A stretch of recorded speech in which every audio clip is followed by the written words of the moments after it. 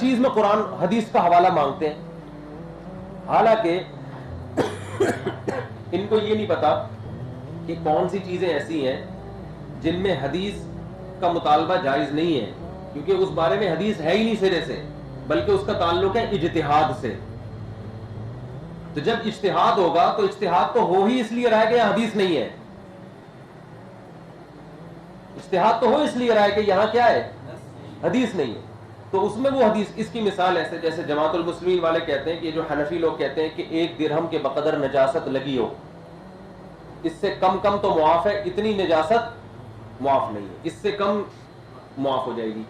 وہ کہتے ہیں اس کی کیا دلیل ہے قرآن و حدیث میں کہ ایک 5 روپے کے سکے سے کم اگر نجاست لگی ہو تو معاف ہے؟ یہ دلیل کیا ہے؟ اب آپ حدیثیں تلاش کرتے رہو، قیامت تک آپ کو کوئی حدیث ملے گی نہیں. کیونکہ تو وہ کہتے ہیں جب کوئی حدیث ہی نہیں ہے تو پھر تم نے یہ مسئلہ کہاں سے نکالا؟ اس کا مطلب تم تو بدعتی ہو.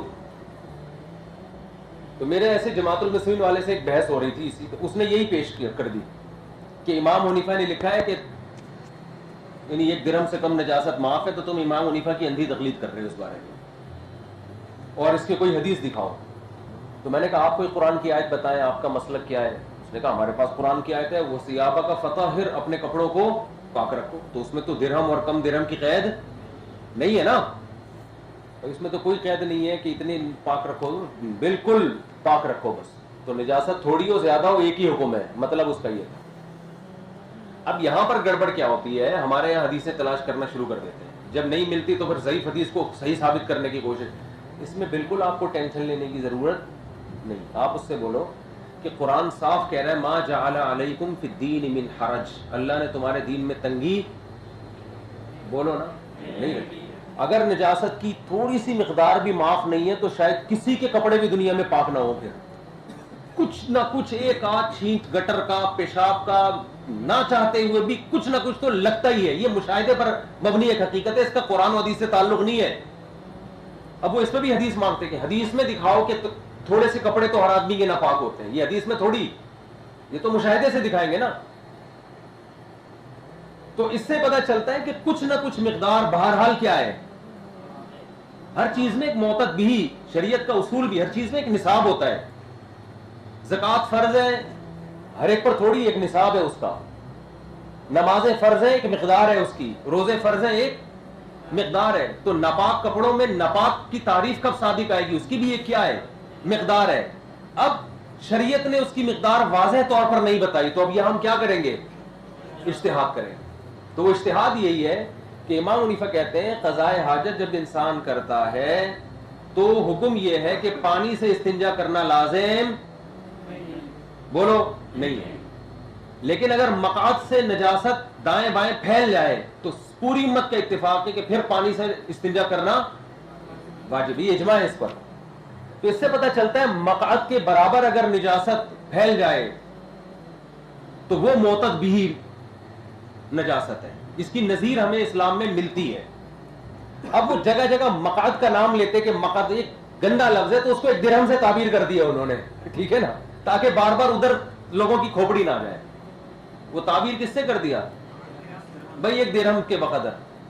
ورنہ اصول کیا ہے کہ مقعد کے برابر اگر نجاست پھیل جائے تو وہ معاف نہیں ہے، اس سے کم ہو تو معاف ہے. مقعد کا نام لینے کے بجائے نام درہم کا لیا جا رہا ہے کہ دماغ ادھر کیوں جائے، بار بار ہتھیلی کی گہرائی کا نام لے لیا جاتا ہے بھائی اس کے بقدر، اس طرح بتایا جاتا ہے.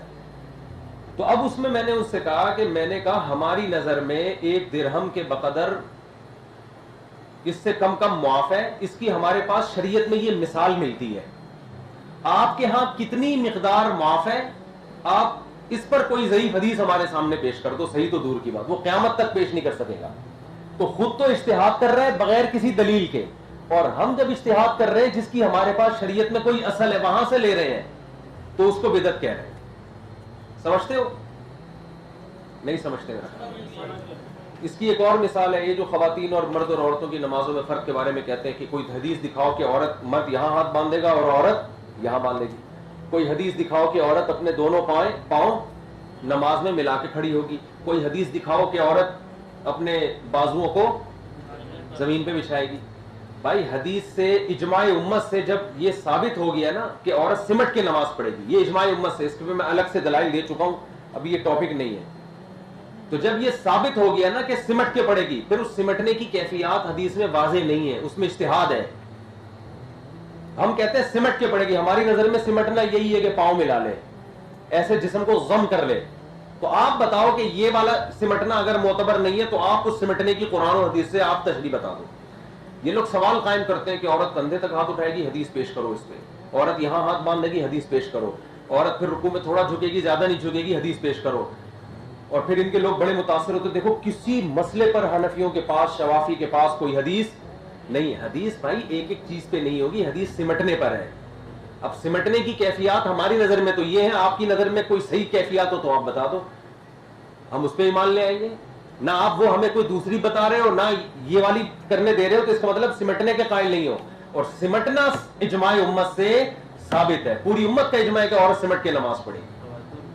سمجھتے ہو؟ چلو آگے. حدیث نمبر 141. یہ جب حدیث مانگا کرے نا کہ اہل حدیث حضرات جب حدیث مانگے نا کہ عورت کے سمٹ کے نماز پڑھنے پر کوئی حدیث پیش کرو، تو فوراً آپ ان سے بولا کریں عورت لبیک آہستہ کہے گی، اس پہ کوئی حدیث پیش کرو. عورت صفا مروہ میں دوڑے گی نہیں، چلے گی، اس پہ کوئی حدیث پیش کرو. عورت طواف کے پہلے 3 چکروں میں رمل نہیں کرے گی، اس پر کوئی حدیث پیش کرو. ان کے پاس قیامت تک کوئی حدیث بولو نہیں. سمجھتے ہو کہ عورت مرد یہاں ہاتھ باندھے گا اور عورت یہاں باندھے گی. کوئی حدیث دکھاؤ کہ عورت اپنے دونوں پاؤں نماز میں ملا کے کھڑی ہوگی. کوئی حدیث دکھاؤ کہ عورت اپنے بازوؤں کو زمین پہ بچھائے گی. بھائی حدیث سے اجماع امت سے جب یہ ثابت ہو گیا نا کہ عورت سمٹ کے نماز پڑھے گی، یہ اجماع امت سے، اس کے میں الگ سے دلائل دے چکا ہوں، ابھی یہ ٹاپک نہیں ہے. تو جب یہ ثابت ہو گیا نا کہ سمٹ کے پڑے گی، پھر اس سمٹنے کی کیفیات حدیث میں واضح نہیں ہے، اس میں اجتہاد ہے. ہم کہتے ہیں سمٹ کے پڑے گی، ہماری نظر میں سمٹنا یہی ہے کہ پاؤں ملا لے، ایسے جسم کو ضم کر لے. تو آپ بتاؤ کہ یہ والا سمٹنا اگر معتبر نہیں ہے تو آپ اس سمٹنے کی قرآن و حدیث سے آپ تشریح بتا دو. یہ لوگ سوال قائم کرتے ہیں کہ عورت کندھے تک ہاتھ اٹھائے گی، حدیث پیش کرو اس پہ. عورت یہاں ہاتھ باندھے گی، حدیث پیش کرو. عورت پھر رکوع میں تھوڑا جھکے گی، زیادہ نہیں جھکے گی، حدیث پیش کرو. اور پھر ان کے لوگ بڑے متاثر ہوتے، دیکھو کسی مسئلے پر حنفیوں کے پاس، شوافی کے پاس کوئی حدیث نہیں. حدیث بھائی ایک ایک چیز پہ نہیں ہوگی، حدیث سمٹنے پر ہے. اب سمٹنے کی کیفیات ہماری نظر میں تو یہ ہے، آپ کی نظر میں کوئی صحیح کیفیات ہو تو آپ بتا دو، ہم اس پہ ایمان لے آئیں گے. نہ آپ وہ ہمیں کوئی دوسری بتا رہے ہو، نہ یہ والی کرنے دے رہے ہو، تو اس کا مطلب سمٹنے کے قائل نہیں ہو. اور سمٹنا اجماع امت سے ثابت ہے، پوری امت کا اجماع ہے کہ عورت سمٹ کے نماز پڑھے. سمجھتے ہو؟ چلو آگے. حدیث نمبر 141. یہ جب حدیث مانگا کرے نا کہ اہل حدیث حضرات جب حدیث مانگے نا کہ عورت کے سمٹ کے نماز پڑھنے پر کوئی حدیث پیش کرو، تو فوراً آپ ان سے بولا کریں عورت لبیک آہستہ کہے گی، اس پہ کوئی حدیث پیش کرو. عورت صفا مروہ میں دوڑے گی نہیں، چلے گی، اس پہ کوئی حدیث پیش کرو. عورت طواف کے پہلے 3 چکروں میں رمل نہیں کرے گی، اس پر کوئی حدیث پیش کرو. ان کے پاس قیامت تک کوئی حدیث بولو